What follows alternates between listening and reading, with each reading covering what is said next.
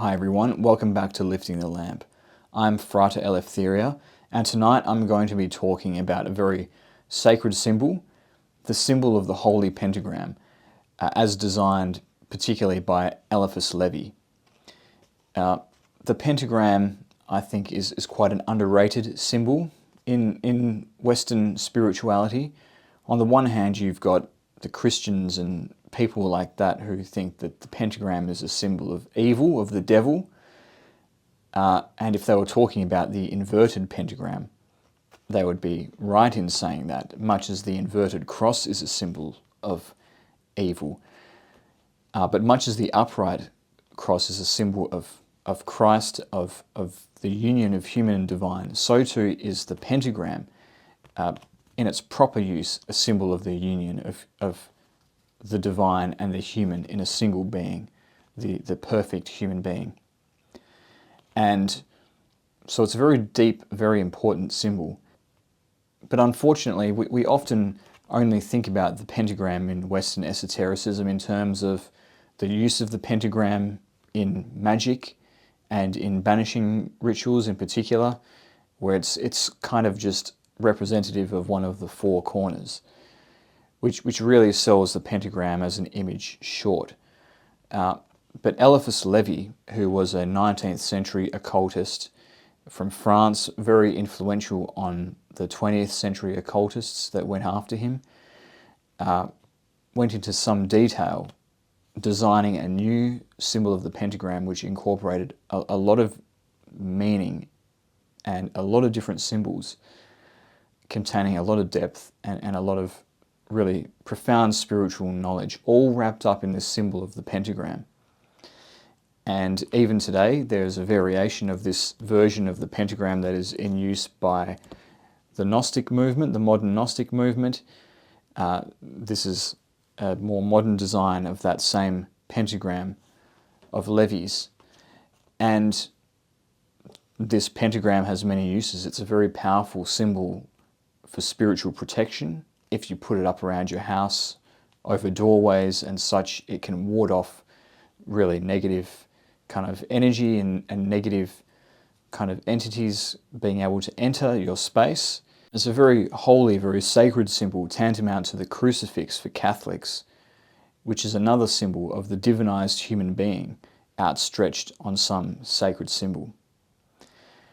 And some years ago, actually in 2017, I wrote an essay about the symbolism of Levi's pentagram, going into some detail, unpacking each of the elements of that symbol.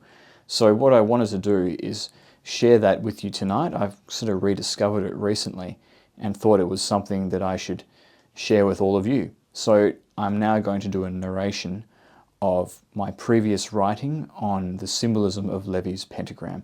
So here is that content. Enjoy. Eliphas Levi's pentagram is a complex and important symbol. So complex, in fact, that he claims, quote, all mysteries of magic, all symbols of gnosis, all figures of occultism, all Kabbalistic keys of prophecy are summed up in the sign of the pentagram, end quote. Incorporating all this meaning, the pentagram primarily represents the universe in miniature, that is, the microcosm or microprosopis. The microcosm is in fact humanity, and therefore the pentagram represents the human being. Levi's blazing pentagram expresses the phenomena of the universe in several different formulae. Above all, however, the five-pointed pentagram is the formula of the five, of the four elements crowned by spirit.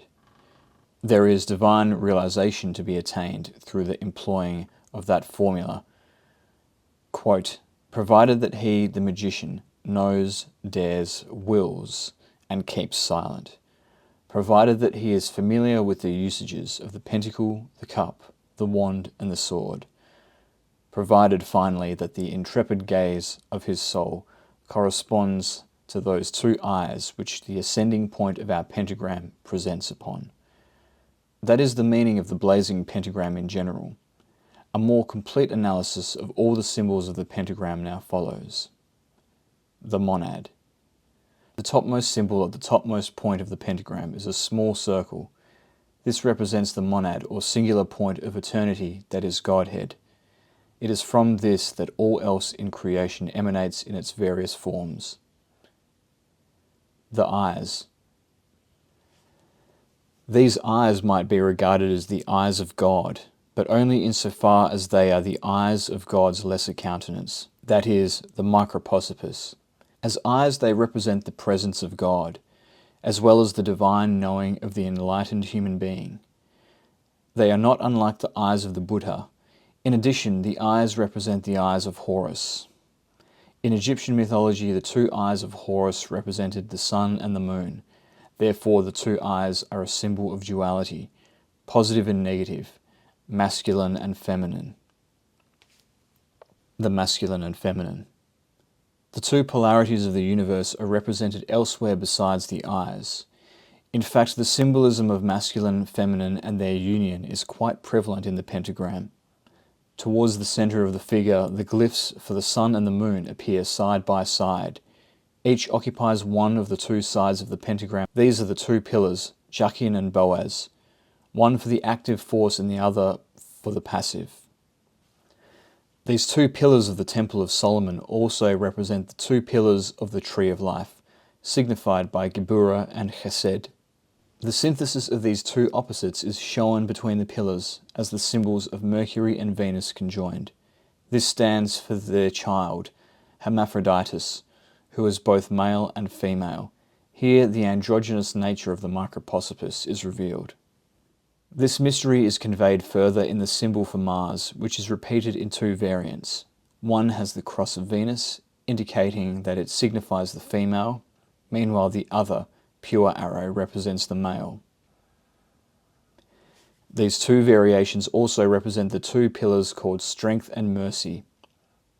In part 2 of Transcendental Magic, Levi says that Mars represents justice, while Venus represents mercy and love. The square within the circle of both Mars glyphs communicates further symbolism. It is traditionally a symbol of the great work. That is, the uniting of the physical with the spiritual, of God with beast.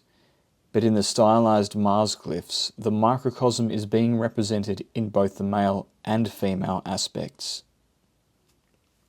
The words in Hebrew. There are a total of 4 Hebrew words written on the blazing pentagram. These can be divided into 2 sets of 2. The first set is written along the horizontal arm of the pentagram, with 1 word on either side of the pentagram. Looking to the right of the image, one sees the letters Aleph, Dalet, Mem, Adam, which is Adam, the first man. To the right there is the word Hey Val Hey, Hava, meaning to be or to exist, also comprising the last 3 of the 4 letters of the name Tetragrammaton. But this word, Hava, is very etymologically similar to another word, Chava, Chet Valhe, which is the name for Eve in Hebrew. So we have in the Hey Valhe an allusion to the name of the first woman. Both of these names together on the pentagram again communicate the binary nature of the microprosopis, as it is said by Eliphas Levi in Transcendental Magic, quote, "Primitive man is androgynous," end quote.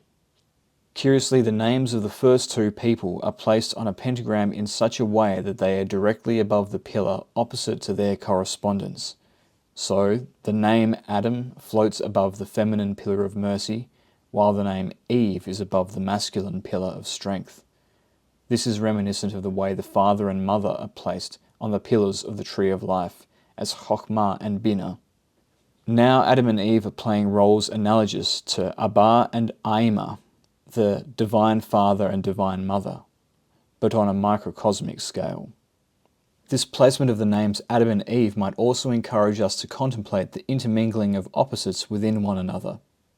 Below these 2 names there are 2 more Hebrew words. They have been placed on the pentagram in such a way that they lie directly beneath either the sun or the moon. This suggests that each word relates to one of the 2 pillars. On the left of the image, underneath the glyph of the sun, are the letters Kaf, Pei, Resh. This is the Hebrew word kapar, which means to atone or to purge. On the right, underneath the moon glyph, is the letters Pei, Cheth, Dalet, Pachad, meaning fear. At first it is not clear what the relationship between these words and the two pillars is, but we may find the answer first by turning to biblical scripture, then to the wisdom of the Kabbalists. In Proverbs chapter 16 verse 6, this is that which is written, quote, "By mercy and truth iniquity is purged, and by the fear of the Lord men depart from evil." End quote. King James Version. Atonement and purging of iniquity is therefore associated with mercy, the name of the Sephirah Chesed, and of the right-hand pillar on the tree of life. The second word upon the pentagram likewise appears in the proverb, fear. This is the second path toward God, even as mercy is the first. In fact, the Kabbalists use the word fear as one of the names for the Sephirah of Geburah, which in turn also denotes the left-hand pillar on the tree of life. If there is a message communicated by the four Hebrew words, then it is surely this: the path which the micropospus must follow to achieve reunion with the highest divine is through incorporating the paths of both of the two pillars, both Adam and Eve. Levi gives expression to this idea when he says, quote, "Human unity fulfills itself to right and left." Symbolism of the Trinity. If one looks closely at the wand in the bottom right of Levi's image, 3 circles can be seen. These appear on the top of the wand. They represent the threefold nature of God in the Father, Son, and Holy Spirit, represented as the supernal triad in the Kabbalah. This threefold divinity crowns all, hence its place atop the wand. Further symbolism of the Trinity can be seen around the perimeter of the image, in the form of the triple Tau. This symbolism can be made out by looking at the 3 darkened T's in the word tetragrammaton, and the directions in which they face. The triple Tau, as well as signifying the temple in Jerusalem, which is itself a microcosm of the created universe among the Freemasons, has also been known by them as a symbol of the Trinity. The numbers. 1 and 2 represent the 2 polarities of the universe. They are equivalent to creation as it is understood in Chokhmah. The appearance of the 1 and 2 next to each other strongly suggests the need to add these 2 up to reach another number for further mystery. That is 3, the mystic number of Chokhmah, and also the number of the 3rd emanation of the Tetragrammaton, Vav, the Sun.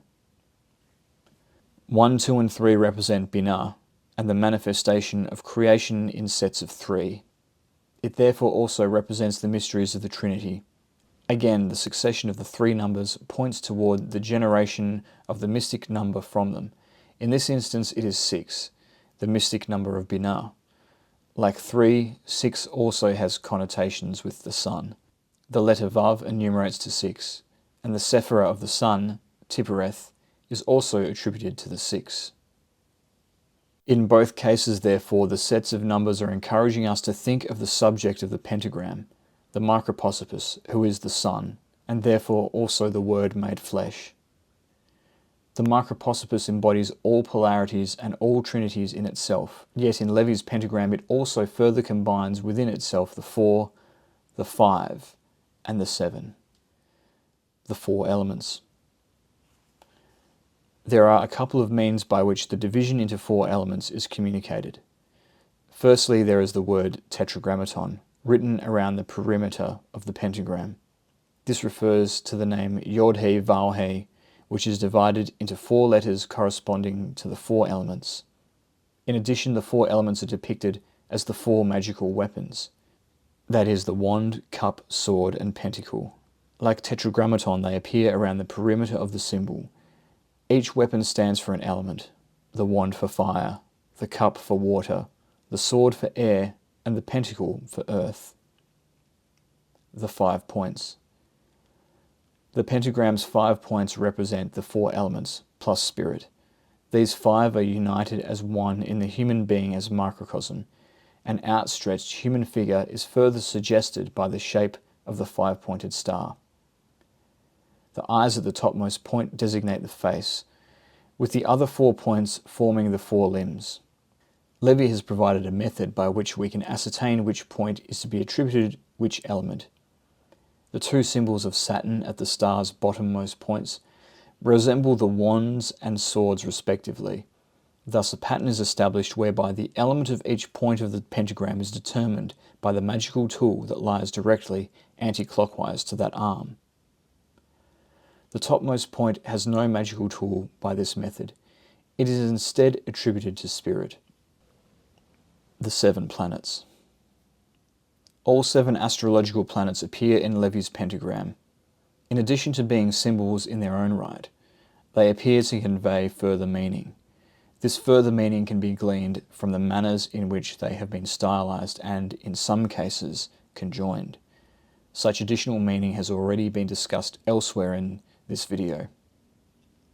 There may be further meaning in the placement of the planets. Saturn could be at the feet to denote lead as the base metal. It would therefore denote the bottommost physical foundation upon which the microprosopis stands. Mars at the hands could represent the agency of the microprosopis as it exercises the power of will. As Gebura, it may be referred to the faculties of operative action.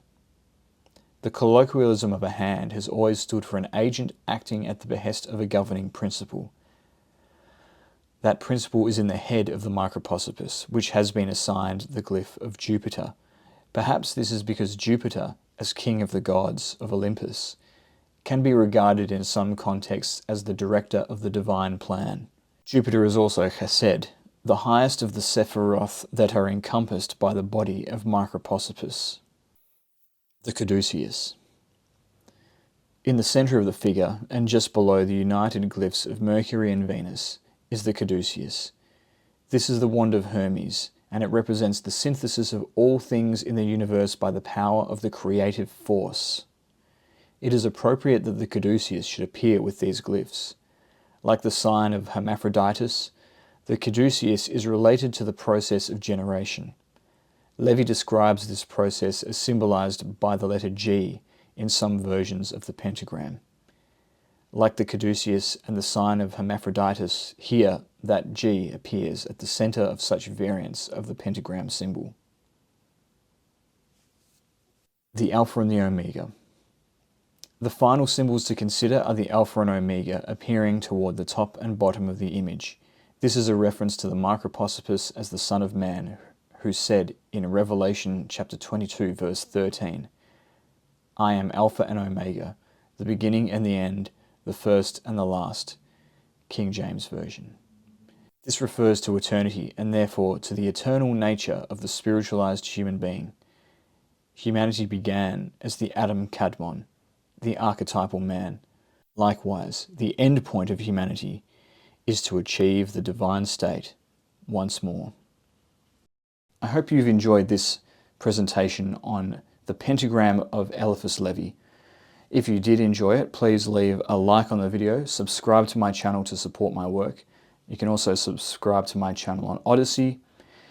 And if you want to give me extra support, you can also join as a member by hitting the join button down below and giving me further support that way.